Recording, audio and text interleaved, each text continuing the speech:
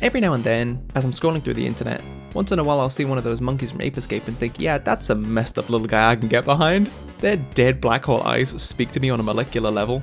But I've just never really thought to myself that I'd like to escape some apes. I've never really seen anybody actually talk about Ape Escape when they talk about Ape Escape. More just Sony give us a new Ape Escape or Spike for Smash, the usual phrases you see repeated ad infinitum. Because of that, I didn't really know what it was. Who's escaping who? Can I befriend the apes? Why isn't there a cover of Bahamut's seminal anthem Who Let the Dogs Out but with Monkey? It was a mystery to me, as mysterious as any ape can be, until I finally sat down to play Ape Escape 3 because of a tweet I saw that made me think I have never known such vibes as these before. And you know what? Game fucking slaps. A big problem with big games these days is that they can be too preoccupied with begging for Daddy Hollywood's love and affection to actually make a dang video game. It's all photorealism this, the most detailed piece of Uncanny Valley you've ever seen that. So we're left with some junk food filled open world game where you do ever so slightly different versions of the same thing. There are still people doing the work out there. Hi-Fi Rush was the most videoed game I'd played in a while, back when it came out. But you really do kind of have to travel back 3 console generations to get back to what it's all about. Janky as fuck controls that would never be implemented now, but gosh darn is it ever trying to be something. Ape Escape 3 has that exact right amount of jank. It came out in 2005, so you'd think that like most 3D games of the time, that right analog stick of yours would be used to control the camera. Nope, it's for your net, you silly goose. And as awkward as that can be to get used to when you first boot up the game, fighting against years of pretty standardized control schemes, eventually you reach enlightenment and understand that it couldn't be any other way. Slamming that thing down to scoop up a little escaped ape is so satisfying. Sound effects boofing and zooping to really emphasize all the slams on wax you get to do to him. It's a game that lives to amuse you too, with so many different apes dressed as so many different things. Hell, if one of them steals your net, you can get booted out the level, which is probably my favourite bit of design in a game in a while. Not to mention the absolute vibes that emit from the game's levels. You've got Destiny Islands, Buckingham Palace, America, Disneyland, Heaven. It was a screenshot I saw on Twitter of that last one that got me to play the game in the first place. But as an entire package, it just feels so quintessentially 2000s. Not Y2K, more just maximalist, no idea too zany to be left on the floor. Honestly, I don't know why it took me so long to get around to the Ape Escape series. It was made by Japan Studio, probably my favourite developer of all time. Like, they made Eco, Shadow the Colossus, The Last Guardian, Gravity Rush 2, and they helped to make Bloodborne, all of which I have a deep love for, amongst literally too many others to count. Seriously, just check their Wikipedia page, that's a damn long list. It's a developer that made games with undeniable good vibes, and that's honestly what a lot of Japan Studio's games are for me. Weird games you find off the beaten track, that aren't necessarily interested in aligning themselves with what everybody else is doing. They are nothing but themselves, and I love them for that. Ever since they shut down 4 years ago, I've just been thinking about them non-stop. I've been revisiting a whole bunch of their games, some I played for the first time, or just dipped my toe into, because I've been trying to figure out what makes them so special, even if just for myself. They're not all perfect, but they've all got something. Take Parappa the Rapper. To be honest, I think if I'd bought this game at full price back in the day, I would have been a bit gutted at how short it is. That little dog got the sauce to make up for it though. He's just so inherently likeable, his design is so easily replicable, and the world he inhabits feels so charming. The songs definitely feel off their time a little bit, though I don't think that matters as a complete package. I think to someone with a more refined palate, Parappa might even be considered cringe, and to that I say fuck you, Parappa is my boy. I want to live in Parappa's town. I want to go watch the latest hot movie, eat burgie, and become a famous music artist. That's the stuff of dreams right there. Then there's LocoRoco, the game that probably single-handedly made me a Japan Studio fan for life. This weird little game about screaming amoeba came out way back in 2006, so I hadn't even hit double digits yet, meaning the only way I knew about video games was learning about them from ads in between episodes of Yu-Gi-Oh! And Dragon Ball Z, or going to Game or HMV and seeing what looks cool on the shelves. I don't even remember buying LocoRoco.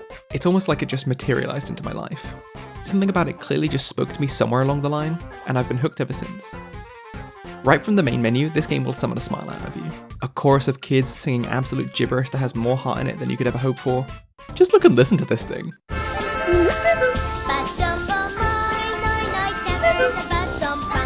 Don't you feel pumped as hell to play whatever it is? Sure, I just said I wanted to live in Parappa's world, fuck that though, I'm moving into LocoRocoburg, this place is wild. Nothing about the game's environments really makes all that much sense if you think about it too hard.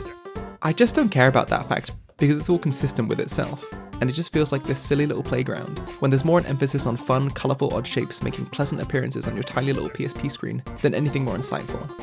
Fun is the point, a tenet that I think is at the core of a lot of Japan Studio games, but it's not the only point. There are games that are decidedly not fun, but they're sure as shit interesting. I mean, come on, this is a video about Japan Studio. You already know what games I'm talking about.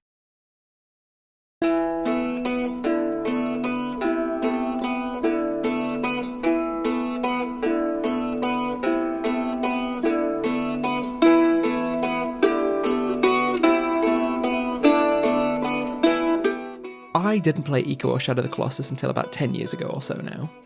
Ico came out in 2001 when I would have been like 4, so I was probably playing Bob the Builder Can We Fix It or some shit, and I do mean that literally. Cut to 2005 and you get Shadow of the Colossus, but by that point I was likely struggling through the OG Kingdom Hearts that my dad bought me while on a work trip to Germany, and no, you can't change the language in that game, and no, I don't speak German. At least it taught me the Deutsch word for mushroom. One game I was acutely aware of pretty much since its announcement though was The Last Guardian. That thing enchanted me. I couldn't get over how absolutely massive that bird dog was. Bounding around, you riding on it, fighting weird suits of armor together. I'd literally never seen anything like it in my life. I was more of your typical Ratchet & Clank Jak and Daxter kid. I didn't do adult games, that came later. The Last Guardian well and truly rocked my shit, and I think changed me for good. Discovering Ico and Shadow of the Colossus after the fact felt like a dream come true. What do you mean there's these weird ass games with obtuse lore and bloom so bright you'll be wearing sunglasses indoors? And one of them even has big old giant fuckers you climb around on? As soon as I found copies of both games, I was in. I'm not sure how you begin to sell Ico. It's so unlike so many games you find today, but just as foundational to your faves too. No Ico, no Dark Souls. And even then that series thinks quite differently about space. I find it rare that AAA games deliver on a sense of space these days. One of the smartest things Ueda and Co did with Ico, and subsequently Colossus 2, is set the scene most mysteriously. Why are all these men bringing some kid with horns to a castle? Why is this place so dilapidated? Why is this whole thing so ominous? There's so many questions and they never really get answered, yet the joy of it is trying to put the pieces together yourself. That's kind of how the castle in Ico works too. It's a puzzle you have to put together, piece together, and slowly you uncover how it lays upon itself. Suddenly, surprisingly, you'll find yourself having looped back to somewhere much earlier in the game, maybe looking at it from another perspective. The castle is a real place, with ancient inhabitants having put thought into how it should work, and though you might not meet them, their presence can still be felt in its design. Plus, it's ambient as all fuck. A lot of that comes down to the fact that parts of it are just outright destroyed, but that sense of scale that gets more prominent in Ueda's later games is here too. Shit's big, and you're just a little horned guy finding his way in the world with some girl you barely understand. There's a weird dichotomy here of the castle being somewhere you both want to vibe out in and have nothing to do with. Every single wall feels so damn oppressive, but every now and then you get a little outdoor reprieve that opens things up. You really feel like you're taking a deep, satisfying breath. Those points where you can see across the outside world, the vast ocean, or the opposing cliffs littered with trees, offer up a little bit of nature amongst the unnatural. I think this is bolstered by the fixed camera angles too. The lack of control you have over what you can actually look at makes those moments feel all the more liberating, giving you something to cling on to. It's good as hell design, cinematography even, and the way it morphs but retains the same insides in Shadow of the Colossus feels wildly impressive.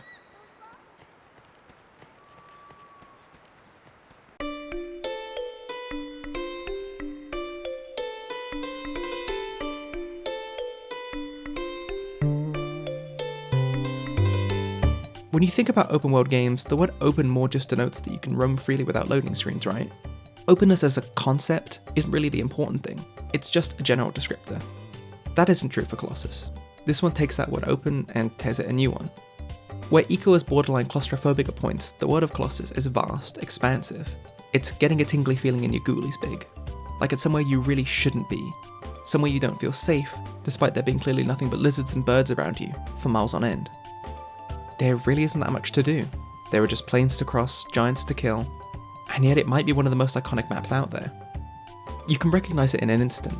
That blinding hazy light strong enough to make your TV burn your eyeballs from sitting too close. So many open world games are desperate for you to explore them. Not Colossus as well though, no. This is a place that is designed to feel like it really exists, and it might just be my favourite map in any game ever.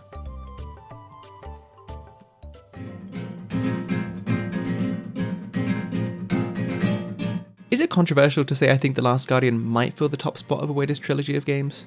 Probably to someone, I don't care. It's just I think it changed how I thought of what games could be. You see, I think there's a bit of a habit amongst a lot of players to treat games as something to be won or beaten rather than experienced. They're things to be good at, not emotionally reflected upon. From Software's Souls games probably best exemplify this. All titles that have things to say about repetitive nature of systems failing the individual, about motherhood, about gods acting as they please, not caring about the people they consider to be beneath them. But no. The real important thing is to get good. What do you mean you can't beat Melania without the Mimic Spirit Ashes? You a fucking loser? Do you have friends? Does anyone even love you? That shit sucks, it's reductive, paring these games down to the mechanics rather than taking them as part of a greater whole. I think that's where conflict can arrive in games like The Last Guardian, which I like to describe as a player-hostile game. To me, a player-hostile game doesn't mean the game in question dislikes the player necessarily. It's more that they keep them at an arm's length. Not everything works exactly as you might want it to in a power fantasy kind of way. There is push and pull, give and take. You're operating on the game's terms, and they might test your patience sometimes. The Last Guardian certainly does that with the absolute cutie that is Trico. Trico is an animal at the end of the day, an undomesticated one that is treated like a slave by a mysterious force. Of course it doesn't entirely trust you, the player, or you, the boy. It takes time for the two of you to bond, to understand each other. Hell, there's a whole petting mechanic so you can calm Trico down when he gets stressed out. But it also, in theory, gets him to warm up to you over time too. Like, you're not just going to expect a real-ass dog to know how to jump on command as soon as you pick it up from the dog store, are you? The Last Guardian is a game, sure, but infinitely more pretentiously, it's an experience. Trico is not a pet, it's its own living, breathing thing, and to me it feels like the game wants you to treat it as such. That means sometimes it can be a bit frustrating when it doesn't do what you want, and all the more magical when you work together cooperatively. Not to mention the fact that you don't really have any idea of where you're going. For a lot of the game, the goal is just onwards and upwards. Not even Trico really seems sure of how to go about things despite you technically being in his home, and his damaged wings means that you can't just fly out of there. Trico's jankiness and occasional refusal to do certain things in this new dilapidated space, similarly to that of Eco's, makes it perhaps the most intriguing one to explore. Sometimes it's clear that parts of it were designed to accommodate Trico's species size, other parts of it are just meant for people. Or maybe not people, but those suits of armour. It's not particularly clear how it all came to be ultimately. It is just one nightmare or maybe dream in the boy's life, so it doesn't have to make total sense, and maybe it would be worse off for it.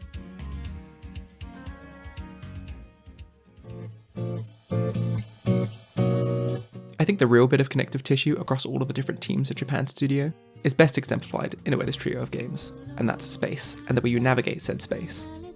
In Eco, you're a little horn boy, pulling along a girl through a rundown castle, a physical and emotional bond created by the game forcing you to be tied at the hip. Colossus puts you on probably the best horse ever, even allowing you to stand on it for easier access to the big stompy clumper guys around the lands. You're almost required to be engaged with your controller more than you typically would be, as you tightly balance trying to kill the Colossi by holding down the R1 button for dear life, all the while maneuvering their massive bodies. And The Last Guardian pairs you up with a dog, cat, bird guy that you must absolutely give a good pet to because you're cruel if you don't, but it also makes you a strong team as you attempt your escape. This balance of space and navigation can be found in other games too. The aforementioned Ape Escape is level-based, but you use your right analog stick to swing your net to capture the monks, making for a more physical experience.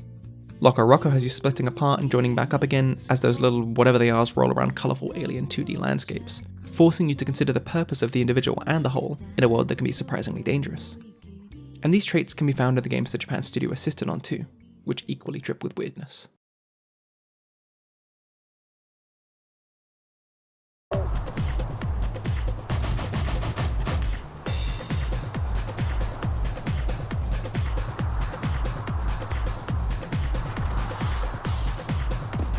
Yeah, okay. Tokyo Jungle is not a game that could exist now. Like, here's the concept. Humans have disappeared from the world, leaving animals to roam their polluted remains. As an animal, you are tasked with some pretty simple missions. Hunting and fucking. The hunting part mostly applies to the carnivores you play as. Otherwise you're all about that foraging life. But yeah, in order to keep that evolution train running, you have to find a mate to mount, so your offspring can pick up where you left things off.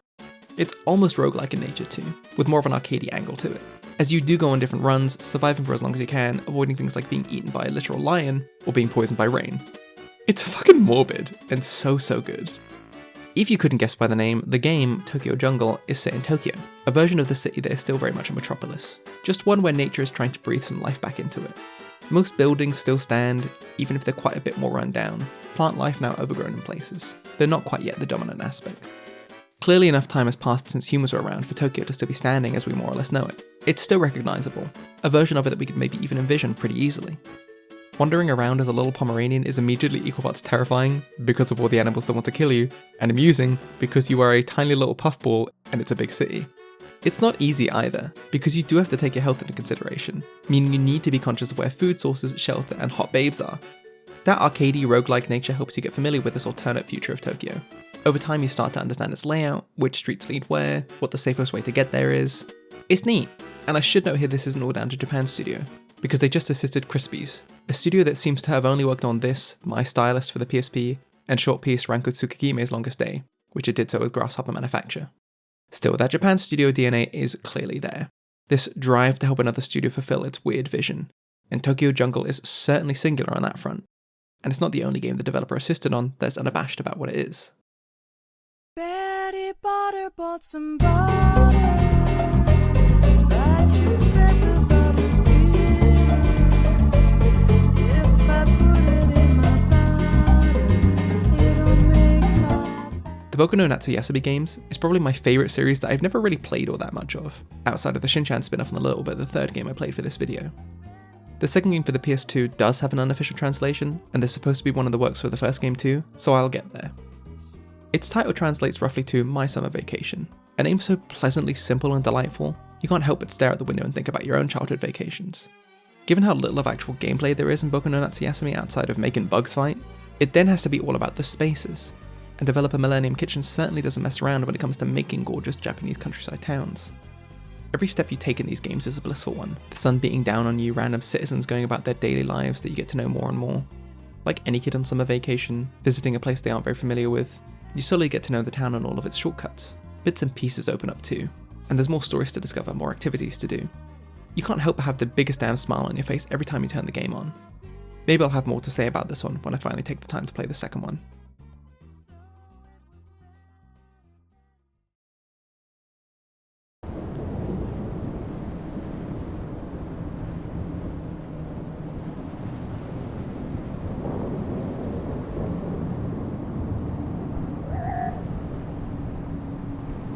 Man, I'm not sure if there's any game world I find more entrancing than Bloodborne's.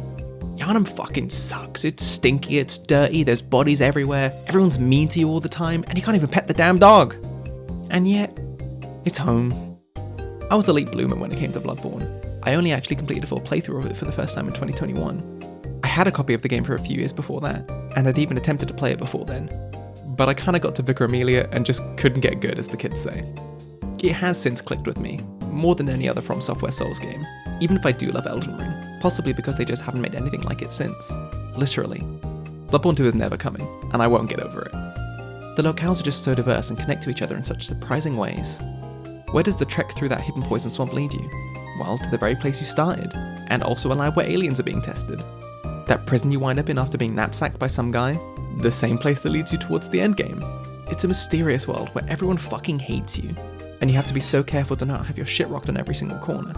You've got to be on your toes, and really learn every nook and cranny Bloodborne has to offer. Back in my very first playthrough, I really intimately got to know Central Yharnam, because I could barely even make it to Father Gascon, and now a few playthroughs later I can get around pretty easily. People like to gas From Soft up, and the hater in me is hesitant to do so, but man, Bloodborne really is just that iconic. I can picture most places the game features in my head pretty easily, even if some of them are a little traumatic. It sometimes feels a little funny to find somewhere like Yharnam comforting. Maybe it's because I grew up in a kinda awful English city myself. There's a familiarity to it perhaps. I honestly can't tell you, and I don't think it matters much either. But I find a lot of worth exploring my local landscape, and that translates into games for me too. Cities can often be the best kind of places to roam around in games, when they're done right anyway. And Bloodborne's layered Yharnam, with places you'll visit sometimes visible in the background, is up there with the best of them. Of course, it's a bit hard to tell how much of that is down to FromSoft, and how much of that can be attributed to Japan Studio, except the latter of course has Gravity Rush 2, as a way to stake its own claim on video game cities.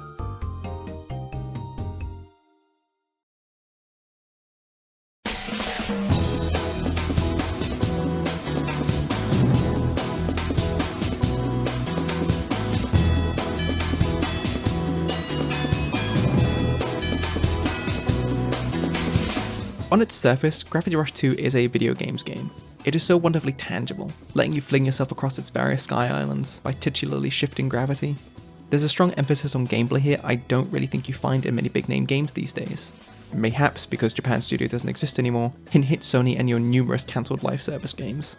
Like many games that put gameplay systems first, you'll find some jank. I mean, literally every service in this game can be clung to, imagine trying to make that work perfectly. That's the charm of it though, it doesn't work perfectly. But sometimes when you're soaring/falling through the air, It just feels magical. Ironically, I have a big fear of heights. To be a pedant about it, I have a fear of falling from heights, which this game is the definition of, and yet I love it when a game lets you fly. It's kind of the ultimate video game power fantasy, no? The game just opens up even more when you unlock the lunar style, a moon gravity-like ability, where there's an even greater weightlessness to Cat's body, allowing you to jump about the place like a kangaroo on steroids. There probably isn't a game's movement I love more than Gravity Rush's. It's one of those games where the moment you pick it up, you know it'll stick with you forever. Interesting movement without an interesting world to explore means nothing though, so it's a good thing that Gravity Rush 2 has that too. Dare I even say it, the game has a political world? No, not the fabled woke video game, say it ain't so! You see, when you finally get to the main area in the game, you'll find a pretty lively city. There's tons of people going about their lives, interrupted by some blonde girl and her eldritch cat flying them off to a completely different floating island. Flying cars and all sorts of other air vehicles go to and fro, restaurants and cafes are frequented by customers. It feels like a living, breathing place. Everything's normal so far, until you start to realise how the city is built up. At some point quite early on, you need to head below the sea level you're on, flying or falling down to another area entirely to Ley Elgona. Everything is run down here. Buildings in disrepair, its townsfolk dressed in much simpler clothing. There's a clear wealth disparity here, and that only gets clearer after you end up in Ley Havina. In contrast, Ley Havina is lush, there's greenery everywhere, water features, extravagant buildings, and the rich. You don't even need to see where they live to know that they're rich. All you need to do is one quest to see how they treat Cat, and you're clued in, even if she isn't right off the bat. It is class commentary by environment design, something going to be increasingly rare with all these cowardly comments from higher-ups of developers claiming, no, there's no politics in our games, while making a game called The End of Democracy or some shit. Perhaps in 2017, it wasn't as bold because there weren't people crying about woke anytime they saw someone with a modicum of melanin, but it certainly feels like it now. The person I was back when it was released really loved Gravity Rush 2, and now replaying it I feel even more strongly about it. It's a world I can probably come back to forever, one I hope I'll find something new in on every visit.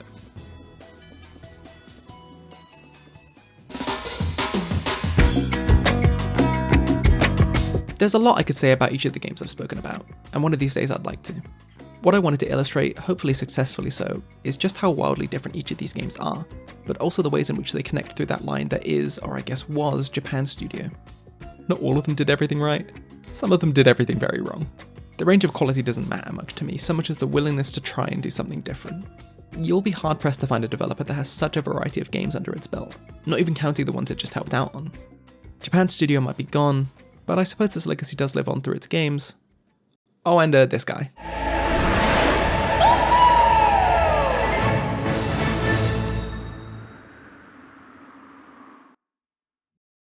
Astro Bot is a weird series to me.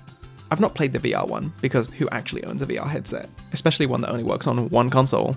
But I did play the boxed-in entry that came with the PS5. It was neat. A fun short little romp that showed off how cool the DualSense is, that'll mostly just depress you by the end of it because you know nobody's going to really utilise any of its features. More than anything, it was a good introduction to the PS5. And then last year, something I didn't really expect happened. A fully fledged Astro Bot game was announced.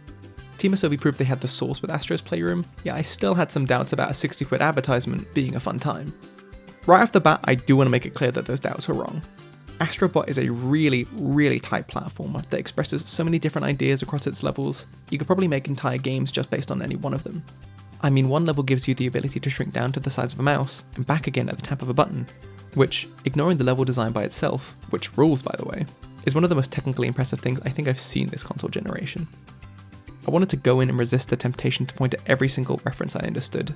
Except the problem is I fucking love Ratchet, and Klonoa, and Wanda, and Tora Inoue, and Trico, and man, did you play the Ape Escape level? Are you kidding me? Yeah, the advertisements have won. I jest, but I really did love a couple of those Astro Bot levels. And by a couple, I do literally just mean the Ape Escape and LocoRoco ones. Hell, the LocoRoco one feels like a soft launch for a full-on 3D take on the series. Something I'm very down for, to be clear, Team Asobi. They reminded me of a time when video games were video game-ass video games. So even if they were a little bit point finger at screen when guy you like is there, I didn't care because of how playful they were. Not only that, I think they serve as a great lesson for younger players, particularly kids, in the sense of this is what games were once like. Fun, a bit silly, interactive in more ways than just press square 4 times for a combo. Again, there's ample room for heavier themes and topics like with Gravity Rush 2. It's just it also didn't sacrifice creativity for anything else, even blending the two quite well. Even still, as cool as it was seeing some of my faves recognised this way, it was a little upsetting too. Here lies all the good ideas PlayStation Studios had laid to rest. These days all Sony wants is live service games, and once more I'd like to draw your attention to how many it has cancelled. So that clearly hasn't worked out. Mr. Herman Holster said PlayStation is looking into bringing back certain IP, however my confidence is not particularly high on that front. I don't want old IP, I want new fresh ideas. I want just starting talent to be cultivated and nurtured, and god fucking damn it, I want shorter games with worse graphics, made by people who work less that are paid more. Which Astro Bot is, at least on the shorter front, and I think it's a gorgeous looking game. I'm just sure that the God of War graphics a peak crowd won't be as convinced. Astro Bot even went on to win Little Jeff's #1 good game of 2024 too, an award I don't disagree with it receiving if you're only talking about the biggest names of the year. Real ones know that 1000X Resist is the true game of the year. Astro Bot just feels a bit hampered by being a museum for how cool PlayStation used to be. Think about it, when was the last time a PlayStation console had a truly unique first party game? Returnal possibly, Death Stranding maybe? Japan Studio helped make that second one. And before that it really was just Gravity Rush 2, which came out 8 damn years ago. 8 years, and there's 2 genuinely interesting and quite unique PlayStation games. At the time of making this essay, there's only like 20 actually exclusive PlayStation 5 games, which is in part because a lot of them do come to PC these days, and some of them even got ported to other consoles. I just don't really know how to define PlayStation anymore. There isn't that same infinitely spanning collection that the PS2 seems to have. Console generation after console generation, that shining spark seems to have dwindled more and more, and it really does seem to be because Sony gave up on Japan Studio. We're probably just not going to get a developer like Japan Studio again, and truth be told, I mostly think that's okay. The indie scene is certainly picking up the slack in that regard, with games like Humanity spiritually taking up that mantle. Not to mention that new Fumito Ueda game, which looks massively inspired by Studio Ghibli's Nausicaa, Strange Giant Mech and all. I'll definitely be checking it out whenever it arrives. Kaz Ayabe is still making Boku games at Millennium Kitchen. Gravity Rush and Siren creator Keiichiro Toyama is even trying to grow a similar vibe at Boku Studio, which came out with Splitterhead last year, a jank as hell looking game that, yeah, probably could have been made in Japan Studio too. What I'm saying is, yeah, I miss Japan Studio and all of its weirdness. But those oddities, those developers that design with playfulness in mind, are still out there, so it's not all bad. I suppose what I miss most of all is this sort of collective space that the games industry is moving further and further away from.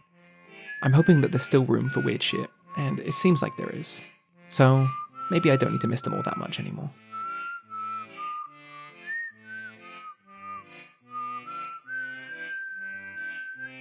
If you stuck around for the whole thing, thank you for watching my first essay on Via's house. I'm still trying to figure out what this space is going to be. I went for this name because I kind of want it to be an environment that you can come to and see all the weird shit that I have hanging around occasionally. I hope to highlight some cool indies. I hope to talk about some older weird games. I'll probably talk about Japan Studio again at some point. We'll see what happens. In the meantime, thanks for coming by, and I'll see you next time.